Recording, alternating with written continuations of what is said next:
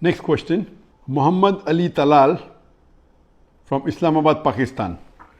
Recently, I have completed my 12 years education and I have decided to become a professional Daee. MashaAllah. In short, I have decided to be like Sheikh Ahmed Deedat and you. Please guide me about such a proper path so that I can also earn enough to carry my Dawah mission throughout my life. My parents are blessed enough to send me abroad for study. Should I go to Medina University or somewhere in Makkah or just study in Pakistan? Should I go to some madrasa or some university? Should I first become a scholar of Islam and then Daee, or can directly jump into Dawah? A similar question is asked by Naseem from Bangladesh. I want to educate my son in Islamic education. Please tell me the names of some Islamic educational institutions inside and outside Bangladesh from which my child can acquire knowledge of Quran and Hadith. I want my child to acquire the highest knowledge of Islam in the light of Quran and Sunnah.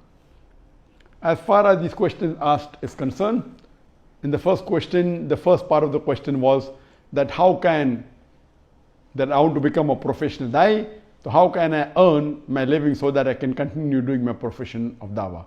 And this question was asked to me during the last session. I'll just repeat in brief. The best is that if your parents are wealthy and they can support you and they can take care of your day-to-day expenses, and you continue doing Dawah and you make your life waqf for Allah subhanahu wa ta'ala, that is the best. If your parents are well off and they do it, is the best.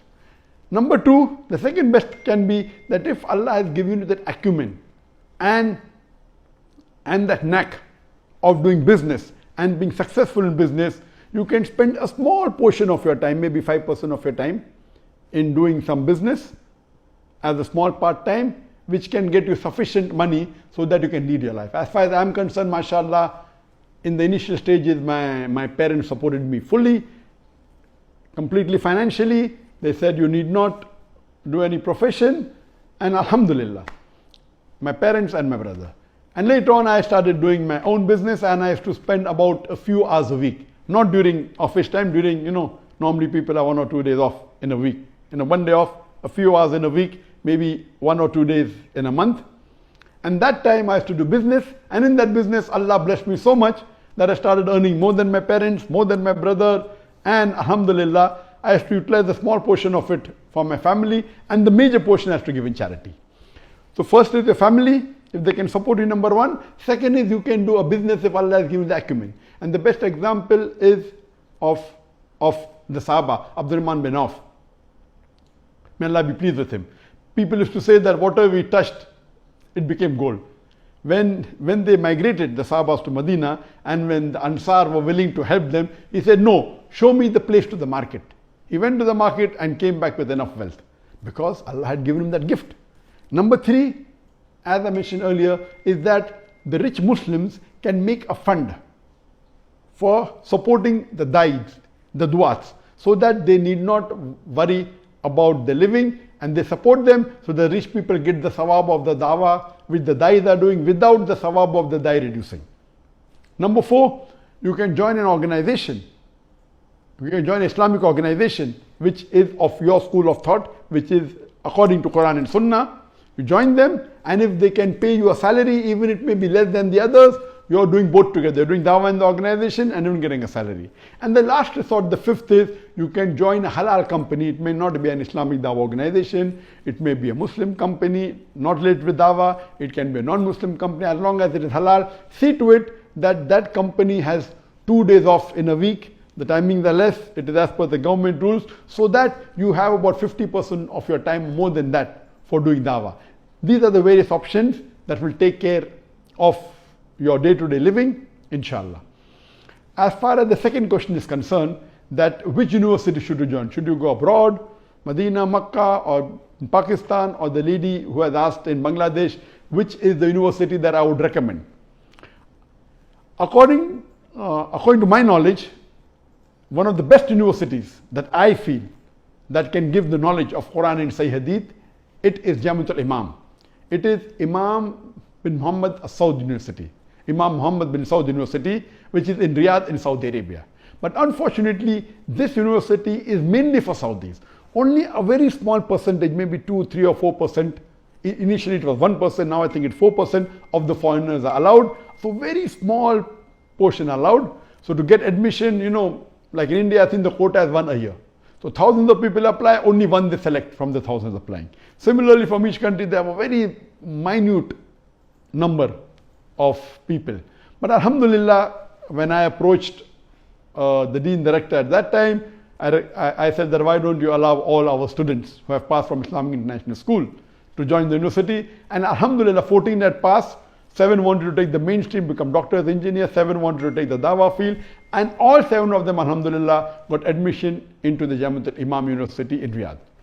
The other good university, it is the Islamic University of Medina, that's in Saudi Arabia. This university, one of its purpose was to give admission even to foreigners. So 50% of the students are Saudis, 50% are foreigners. So they have a quota maybe of 40 or 50 students from India each year, a bigger number from Pakistan. They have a quota from Bangladesh. Here is much easier as compared to getting into Jamiat al-Imam. But yet it's difficult. There are hundreds and thousands applying, and yet the quota is limited. So according to me, the other good university is the Islamic University of Medina. The other good is also the al-Qura from Makkah. For a foreigner, I would prefer that for a foreigner, he can go to Islamic University of Medina. But only going to the university is not sufficient. Besides studying in the university, you should also attend the durus of the scholars. There are many scholars giving durus, giving lectures, taking sessions in Medina, in the Prophet's mosque, outside, even in Makkah, and even in Riyadh. The Kubar ulama, there are many great scholars in Riyadh, and even in Riyadh, UK. So one of the things is, besides going to university, I would also recommend that you attend the durus of the great scholars. This will help you more than studying in university. So doing simultaneously, it is the best. So I recommend that you can go to any of this university. Regarding the third part of the question, that should I first become a scholar of Islam and then Daee, or directly jump into Dawah? So to become a scholar of Islam is a very great word. I don't consider myself to be a scholar of Islam. I'm just a Daee. Scholar, you have to have a great deal of knowledge. So a person who does graduation from the Islamic University, I don't consider that he's a scholar. Some may be, but not all. Neither is a person who has done masters, neither a person who has done his PhD. I consider these people as students of knowledge. A scholar is someone who is a mujtahid, someone who is an alim. There's a difference between getting an alim degree from a madrasa or a university and being a true alim or a true scholar. There's a world of a difference. So the thing is there that I believe today in the world there are very few scholars of Islam. A scholar is a mujtahid, a person who's a faqih, not getting a degree of fiqh, but actual faqih. And a beloved Prophet ﷺ said that ballighu anni walau ayah, propagate even if you know one verse. So even if you know one verse about Islam, as long as you know it correctly, you have to propagate it. So you don't have to wait till you become a scholar. Whatever you know, you can start doing dawah immediately. But the role of a da'i, a good da'i, is that he listens to the scholar. He reads the books of the scholars, the teachings from the Quran, Sahih Hadith, the Sahabas, you have the Khulfa Rashidin, you have the Aimmas, then you have the Mujtahid, you have the Shaykh al-Islam, and you have the present day. They read, and what fatwas the scholars have given, the da'i makes it acceptable to the masses. A da'i need not be a scholar, he can be a scholar. But a da'i need not be a scholar, and most of the da'is in the world today aren't scholars. Even I don't consider myself to be a scholar, I'm just a student of knowledge. But for a general Muslim, it is his duty that he should convey the message. Even if he's not a student of knowledge, whatever little bit he knows there's one God, he knows there's one Allah, okay, convey that. He knows that Muhammad Sallallahu Alaihi Wasallam is the last and final messenger, he has to convey that. So whatever you know, even one ayah according to the Prophet, you have to convey it to the others.